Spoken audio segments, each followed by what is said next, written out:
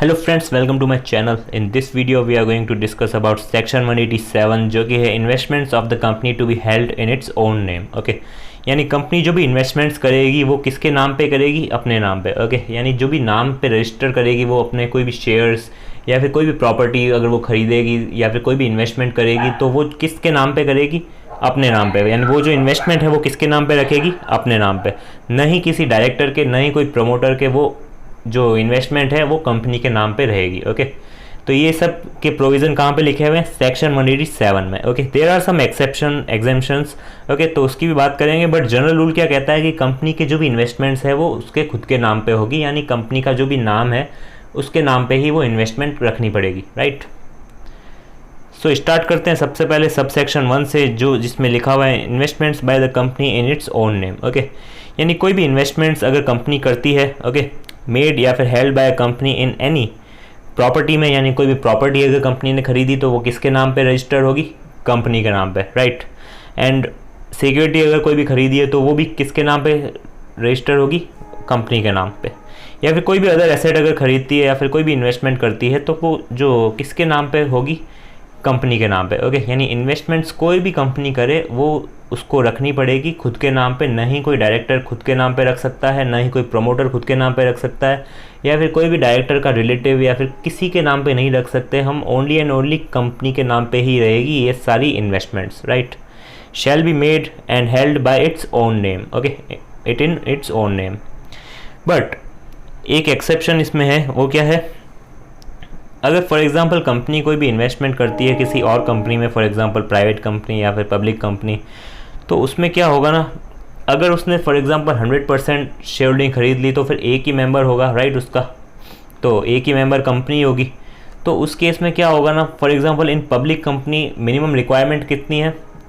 7 members. Right, तो उस case में क्या होगा ना, वो नॉमिनी या फिर नॉमिनीज ऑफ द कंपनी के नाम पे नेम रख सकती है। Right, hold any share in its subsidiary company.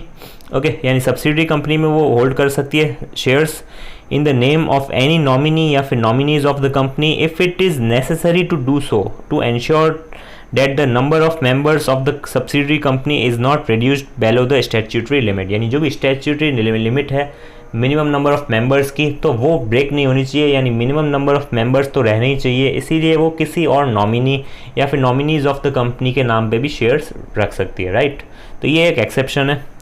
Next is exemptions की बात करते हैं। 4 एग्जेम्पशंस होंगे आई थिंक, एंड वो है सेक्शन 187 सब सेक्शन 2 में। सबसे पहला है, अगर वो डिपॉजिट करती है शेयर्स या फिर डिवेंचर्स किसके साथ?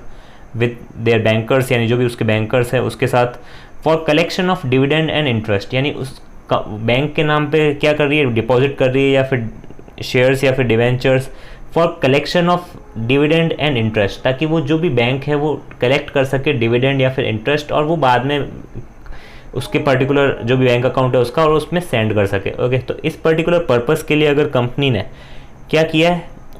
डिपॉजिट किए शेयर्स या फिर debentures with their bankers. Okay, तो उस केस में ये एग्जेम्पशन है, उस केस में सेक्शन 187 अप्लाई नहीं होगा। Okay, a company is permitted to deposit with its bankers any shares या फिर securities for the collection of dividend या फिर इंटरेस्ट। ओके, डिविडेंड या फिर इंटरेस्ट कलेक्ट करने के लिए कंपनी ने क्या किया है? बैंकर्स के साथ कोई भी शेयर्स या फिर सिक्योरिटी को डिपॉजिट किया है, उस केस में ये एग्जेम्पशन है। Right, because at the end beneficiary तो हम ही हैं। राइट, नेक्स्ट एग्जेम्पशन इज, कोई भी डिपॉजिट किया है हमने या फिर ट्रांसफ़र किया है या फिर होल्ड किया है in the name of its bankers shares या फिर securities in order to facilitate the transfer.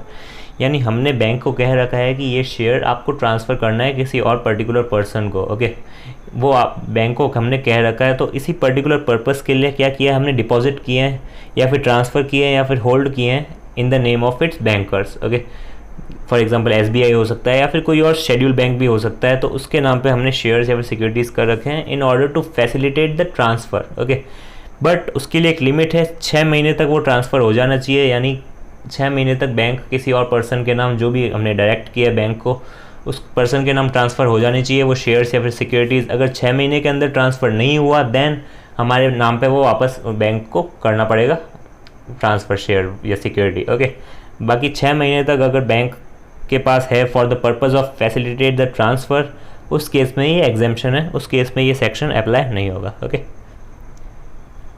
Next is deposit with or transfer with any person any shares या फिर securities by way of security for the repayment of any loan. हमने कोई loan ले रखा है, उसके लिए हमने सिक्योरिटी के नाम पे उस पर्टिकुलर जो भी पर्सन से हमने लोन लिया है उसके नाम पे हमने सिक्योरिटीज़ को दे दिया है, उसके नाम पे डिपॉजिट कर दिया है। ओके, तो उस केस में भी परमिशन है, यानी a company is permitted to deposit with या फिर transfer to any person any shares या फिर securities by way of security, यानी एज अ सिक्योरिटी हमने उनके नाम पे ट्रांसफ़र कर दिए हैं, राइट। तो उस केस में भी क्या होगा, जब तक हम रीपेमेंट नहीं करेंगे तब तक वो उसके पास ही रहेगी, यानी उसके नाम पे। जैसे ही हमने रीपेमेंट कर दिया वो वापस हमारे नाम पे आ जाएंगे शेयर्स या फिर सिक्योरिटीज़, राइट। तो उस केस में क्या होगा, ये सेक्शन अप्लाई नहीं होगा, बिकॉज हम क्या कर रहे हैं, वो पर्टिकुलर सिक्योरिटी प्रोवाइड करने के लिए हम वो डिपॉजिट कर रहे हैं या फिर ट्रांसफ़र कर रहे हैं उस पर्टिकुलर पर्सन के लिए जिससे हमने लोन लिया है, right. Next and the last is depository investments in the form of securities held as a beneficial owner. Okay, अब इसमें आप एक छोटा सा एग्जांपल ले सकते हैं ADR का, ओके, अमेरिकन डिपॉजिटरी रिसिट्स, या फिर GDR का, ग्लोबल डिपॉजिटरी रिसिट्स। उसमें क्या होता है, कोई भी फॉरेनर अगर इंडियन शेयर मार्केट में इन्वेस्ट करना चाहता है देन वो इजीली थ्रू ADR या फिर GDR कर सकता है। वो उसमें क्या होगा, ADR या फिर GDR इन्वेस्ट करेंगे इंडियन शेयर मार्केट में एंड वो पर्टिकुलर उस पर्सन को रिसिट दे देंगे जो कि है वो होगी अमेरिकन डिपॉजिट रिसिट। ओके, तो इसमें क्या होगा ना, जो भी इन्वेस्टमेंट की है वो किसके नाम पे होगी, डिपॉजिटरी के नाम पे, बट उसका अल्टीमेट बेनिफिशियरी कौन होगा, वो पर्टिकुलर पर्सन जिसने इन्वेस्टमेंट की है, राइट। तो उस केस में भी ये अलाउ किया गया, यानी a company is permitted to hold investments in the name of depository which such investments are in form of securities held by a company as a beneficial owner, यानी beneficial owner हम हैं but वो investment किसके नाम पे हो रही है, डिपॉजिटरी के नाम पे। ओके, यानी शेयर्स किसके नाम पे हैं, डिपॉजिटरी के नाम पे, बट बेनिफिशियल ओनर हम हैं। ओके, तो इस केस में भी एग्जेम्पशन प्रोवाइड किया गया है। Next is maintenance of register by a company in case of securities are held in the name of depository, यानी जो भी सिक्योरिटीज़ है वो किसके नाम पे हो रखी है, डिपॉजिटरी के नाम पे या फिर हमारे नाम पे नहीं हो रखी है। तो उस केस में हमें क्या करना पड़ेगा, एक रजिस्टर मेंटेन करना पड़ेगा। ओके, तो सेक्शन 182 सब सेक्शन 2D में क्या लिखा हुआ था, permits a company to hold securities in the name of depository, the company being the beneficial owner, because ultimate owner कौन है, कंपनी। ओके, बट वो अभी के लिए किसके नाम पे है, सिक्योरिटी उस पर्टिकुलर डिपॉजिटरी के नाम पे, राइट।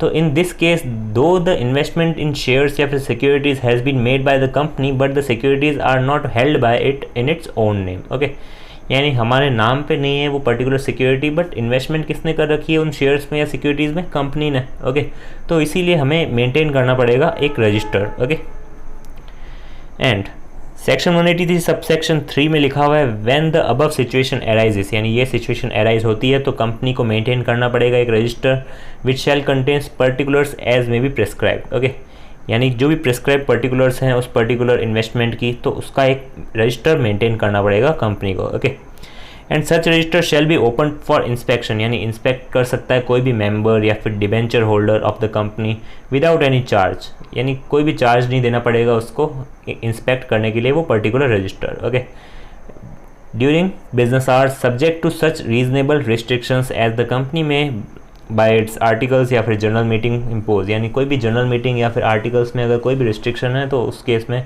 हम वो फॉलो करेंगे, बट रीजनेबल रिस्ट्रिक्शंस होनी चाहिए। और जनरल रूल क्या है कि हमें क्या करना पड़ेगा, रजिस्टर मेंटेन करना पड़ेगा और वो ओपन रहेगा for inspection by any member या फिर debenture holder of the company without any charge, कब, during business hours. Okay, but subject to such reasonable restrictions, जो भी कंपनी ने लगाई, हो सकती है नहीं लगाई हो या फिर हो सकता है लगाया हो, as per in general meeting में कुछ रिस्ट्रिक्शन इम्पोज किया गया हो या फिर आर्टिकल्स में कोई और रिस्ट्रिक्शंस लगाया गया हो, तो उसको भी हमें ध्यान में रखना है। बट वो रिस्ट्रिक्शन जो है वो रीजनेबल होना चाहिए, ऐसा नहीं होना चाहिए कि पूरा लॉ के ऑपोजिट हमने लिख दिया। Okay, next is provisions regarding maintenance of register as per rule 14। Okay, rule 14 के अकॉर्डिंग कुछ क्या मैनर दे रखा है मेंटेनेंस ऑफ रजिस्टर का, वो देखते हैं। तो मेंटेनेंस ऑफ रजिस्टर में सबसे पहले from the date of its registration every company shall maintain a register in form MBP3। Okay, यानी MBP3 में उसको क्या करना पड़ेगा, एक रजिस्टर मेंटेन करना पड़ेगा और उसमें क्या होगा, entry of particulars of investments, यानी कोई भी एंट्री, यानी कंपनी जब भी एंटर होती है किसमें, कोई भी इन्वेस्टमेंट में, इन शेयर्स या फिर सिक्योरिटीज़ में, और वो बेनिफिशियली हैंल्ड बाय द कंपनी है बट उसके खुद के नाम पे नहीं है। ओके, यानी कंपनी ने इन्वेस्ट तो कर रखा है बट वो जो सिक्योरिटी है या फिर वो इन्वेस्टमेंट है वो उसके खुद के नाम पे नहीं है। ओके, तो उस केस में हमें क्या करना पड़ेगा, एंट्री करनी पड़ेगी किसके, इन्वेस्टमेंट्स के कुछ पर्टिकुलर्स की। कैसे करेंगे, क्रोनोलॉजिकली, यानी एक के बाद एक, जैसे जैसे हम इन्वेस्टमेंट करेंगे उस हिसाब से एक के बाद एक हमें एंट्री करनी पड़ेगी। Okay, it shall also record the reasons for not holding the investment in its own name and the relationship of or contract under which investment it is held in the company of any other person. Okay, हमें reason भी बताना पड़ेगा कि क्यों हमने अपने नाम पे वो इन्वेस्टमेंट नहीं कर रखी है। तो जैसे कि रीज़न मैंने बहुत सारे बताए थे, तो वो हमें पर्टिकुलर रीज़न देना पड़ेगा कि ये शेयर्स या फिर सिक्योरिटीज़ हमारे नाम पे क्यों नहीं रजिस्टर है और किसी और के नाम पे क्यों रजिस्टर है। ओके, तो ये सब बातें हमें बतानी पड़ेगी, रजिस्टर में लिखनी पड़ेगी। ओके,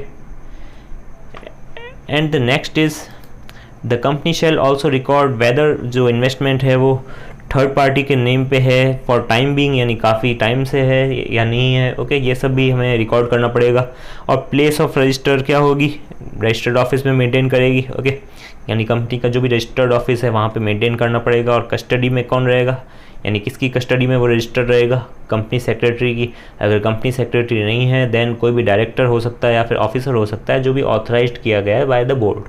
बिकॉज हो सकता है ना कि कंपनी सेक्रेटरी अपॉइंट ही नहीं किया गया हो। ओके, तो इसीलिए क्या हो सकता है, कोई भी डायरेक्टर या फिर ऑफिसर ऑथराइज्ड किया गया है बाय बोर्ड वो भी कस्टडी में रख सकता है वो रजिस्टर्ड। ओके, और वो ऑथेंटिकेट कौन करेगा एंट्रीज़ को, कंपनी सेक्रेटरी। अगर कंपनी सेक्रेटरी नहीं है देन कोई भी अदर पर्सन जो कि, या फिर कोई भी पर्सन जो ऑथराइज्ड किया गया है बाय द बोर्ड। ओके, वो ऑथेंटिसिटी चेक कर लेगा उन एंट्रीज़ की। Okay, next is punishment for contravention, यानी कोई भी कॉन्ट्रावेंशन होता है उस केस में कंपनी को फ़ाइन लगेगा, प्लस एवरी डिफ़ॉल्टिंग ऑफिसर को भी फ़ाइन लगेगा। कंपनी को लगेगा minimum 25,000 to maximum 25 lakh, and every defaulting officer को लगेगा इम्प्रिजनमेंट अप टू 6 मंथ, या फिर मिनिमम फ़ाइन 25,000 से लेके मैक्सिमम 1 लाख, या फिर दोनों। ओके, तो ये तीनों में से कोई भी पॉसिबिलिटी हो सकती है।